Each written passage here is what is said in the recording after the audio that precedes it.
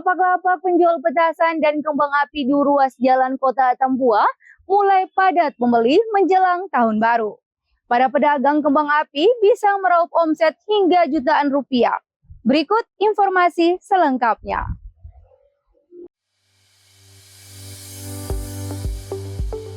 Sebagian pedagang yang berjualan di sekitar PLBN Mota Ain, Belu, Nusa Tenggara Timur ini memanfaatkan momen menjelang pergantian tahun untuk berdagang petasan dan kembang api. Aldi Suarez misalnya, pedagang asal kota Tambua ini mengatakan hanya berjualan kembang api sejak pertengahan hingga akhir Desember saja.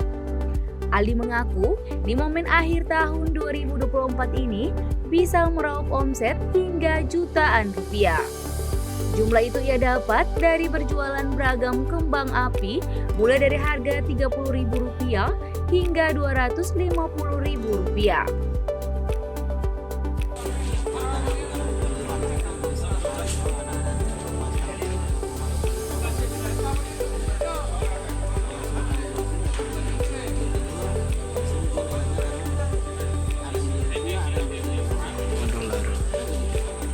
Kagak di sini nih pembeli, maksudnya di sini nih kadang satu hari itu kakak mereka dapat sampai berapa tuh?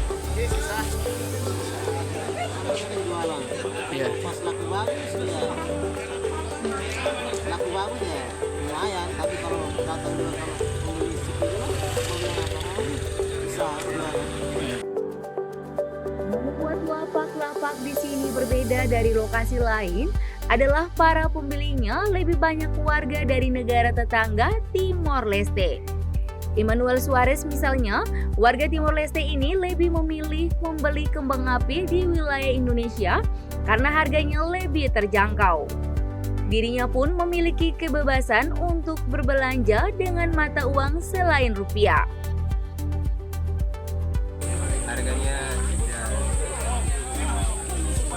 Harga murah. Harganya murah ya dibanding dengan. Apakah di sebelah negara tetangga ada yang jual juga petasan? Tidak. Oh, berarti dengan kakak beli di sini harga lebih murah ya? Kakak ini akses masuknya ke dalam apakah tertahan atau tidak? Kalau membawa barang-barang begini tidak tertahan.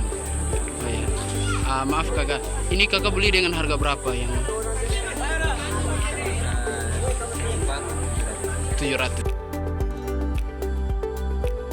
Meski situasi ekonomi masih dirasakan berat oleh sebagian masyarakat, nyatanya permintaan kembang api selalu meningkat menjelang malam pergantian tahun. Dampak ini memberikan omset yang cukup baik bagi para pedagang eceran. Berbagai jenis kembang api, mulai dari yang berukuran kecil hingga yang harganya mencapai ratusan ribu rupiah, laris terjual. Dari Belu, Tim Liputan Atambua TV melaporkan.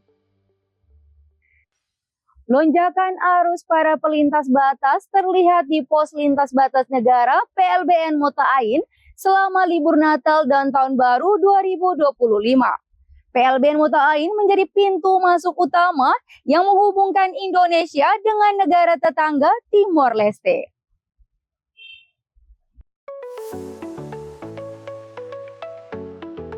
Selama libur Natal 2024 dan Tahun Baru 2025, arus para pelintas batas baik perorangan dan menggunakan kendaraan pribadi maupun umum yang melintasi pos lintas batas negara PLBN Mota Ain meningkat signifikan. Lonjakan keluar masuk para pelintas batas sudah terjadi sejak 15 Desember lalu. Libur Natal dan Tahun Baru menjadi momen yang dinantikan banyak orang untuk merayakan bersama keluarga, termasuk bagi warga negara Timor Leste yang memiliki keluarga di Indonesia. Ya kan, daripada saya pemakasan yang lebih dekat dari Timor Leste adalah Papua. Jadi kita kan baru pertama Natal itu kalau kita jadi sekaligus yang anak-anak ini libur sekolah libur hanya pada hari besar. Jadi kebetulan kita bawa mereka di jalan main-main dan juga ada hal-hal yang baru ya di tempat di Tambua. Jadi kita sekaligus PLBN Mota Ain menjadi pintu masuk utama yang menghubungkan Indonesia dan Timor Leste. Jika dihitung per hari, rata-rata pelintas batas yang melintas per hari terhitung dari 100 hingga 1.100 orang yang melintas. Puncak kepadatan keluar masuk pelintas batas terjadi pada 22 Desember lalu, yakni mencapai 2.000 pelintas dalam satu hari. Terkait dengan perlintasan orang dan barang menjelang Nataru, di mana perlintasan itu memang ada lonjakan. Puncaknya itu di tanggal 22 yang mana jumlah perlintasan mencapai di angka 2.000 pelintas dalam satu hari. Baik untuk mengantisipasi lonjakan perlintasan dan juga keamanan PLBN ini, di PLBN kita membentuk posko bersama. Posko bersama ini ada dua tempat. Yang pertama itu di gerbang masuk PLBN dari arah Indonesia, itu ditempatkan posko pengamanan dari Polri. Berikut posko pengamanan bersama, satunya berada di gerbang menuju ke arah Timor Leste. Yang menempati posko tersebut adalah petugas pelayanan lintas batas dan dari pegawai badan Untuk diketahui, Nusa Tenggara Timur memiliki 3 PLBN yang menjadi pintu masuk para pelintas batas ke Indonesia. Selain PLBN Mota Ain yang berada di Kabupaten Belu, juga ada PLBN Mota Masin di Kabupaten Melaka dan PLBN Wini yang berada di Kabupaten Timur Tengah Utara atau TTU. Dari Belu, Tim Liputan Atambua TV melaporkan. Badan Narkotika Nasional Kabupaten Belu menggelar jumpa pers akhir tahun 2024. Kegiatan ini terkait pencapaian program kerja BNNK Belu dalam setahun terakhir. Berikut informasi selengkapnya. Badan Narkotika Nasional Kabupaten Belu memaparkan pencapaian program kerja BNNK Belu dalam setahun terakhir. Di hadapan awak media, setiap divisi menerangkan hasil dari program kerja yang sudah dijalankan. Kepala BNNK Belu, Kompol Matius Kono menyebut, program kerja yang sudah dijalankan berhasil menekan tingkat kasus penyalahgunaan narkotika di Kabupaten Belu. Program-program prioritas atau kebijakan dari Kepala BNN Pusat, tentunya kami di kelurahan tetap melanjutkan apa yang menjadi program prioritas atau kebijakan daripada Kepala BNN Republik Indonesia. Itu ada 5 program. Itu yang pertama penguatan kolaborasi, yang kedua penguatan intelijen, yang ketiga penguatan wilayah pesisir dan perbatasan negara, yang keempat penguatan kerjasama dengan negara perbatasan, yang kelima tematik dan ikonik. Dan ini kami di tingkat kewilayahan, khususnya di Kabupaten Belu, kami sudah melakukan beberapa kegiatan. Keberhasilan ini tidak luput dari program pencegahan yang gencar dilakukan para penyuluh anti narkoba, baik dari BNNK Belu maupun para relawan penggiat anti narkoba yang sudah dibekali lewat pelatihan yang diberikan oleh BNNK Belu. Tak hanya itu, seksi rehabilitasi BNNK Belu, Victor Faik menyebut, pihaknya juga memberikan pendampingan terhadap masyarakat yang membutuhkan rehabilitasi karena terkonfirmasi positif menyalahgunakan obat terlarang.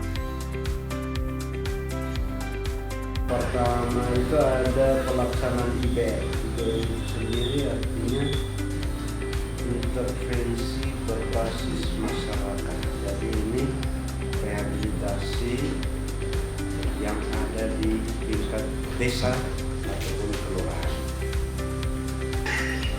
Terus kegiatan yang berikut itu adalah SKHPN. SKHPN ini yang kita keluarkan untuk surat keterangan pemeriksaan yang berikut total pelayan rawat jalan ini yang perlu disampaikan dan Selain itu, penyuluh narkotika ahli muda Dominikus Briaseran juga menyampaikan program pencegahan dan pemberdayaan masyarakat yang telah berjalan kini sudah mencapai bahkan melebihi target nasional. Atau yang menjadi target yang dibebankan kepada tim P2M. Jadi P2M ini adalah pencegahan dan pemberdayaan masyarakat. Tugas kami melakukan dua hal besar. Yang pertama adalah pencegahan dan yang kedua adalah melakukan pemberdayaan. Di pencegahan yang kita lakukan adalah yang pertama adalah diseminasi informasi dan menyebarkan informasi. Kemudian yang kedua adalah melakukan advokasi. Nah, advokasi ini dilakukan kepada stakeholder ataupun juga pihak-pihak lain yang bisa nanti melakukan kegiatan atau aktivitas mereka dengan menyematkan kegiatan PLBN di dalam identitas atau kegiatan institusi. Untuk tahun 2024 kami memang diberikan 3 target untuk dicapai. Yang pertama itu adalah ketahanan diri remaja atau biasa sering disebut dengan dektari. Kemudian yang kedua itu adalah ketahanan diri di keluarga. Kemudian yang ketiga itu adalah kemandirian dari institusi. Dalam kegiatan ini, BNNK Belu juga membuka ruang diskusi bagi semuanya dalam menyampaikan saran dan strategi-strategi yang dapat dilakukan untuk mencegah dan mengantisipasi serta memutuskan rantai penyebaran narkotika dan obat-obat terlarang di wilayah Kabupaten Belu. Dari Belu, tim liputan Atambua TV melaporkan. Bela diri pencak silat jadi ajang pembinaan iman bagi generasi muda Kabupaten Belu, Nusa Tenggara Timur. Kami akan kembali usai jeda.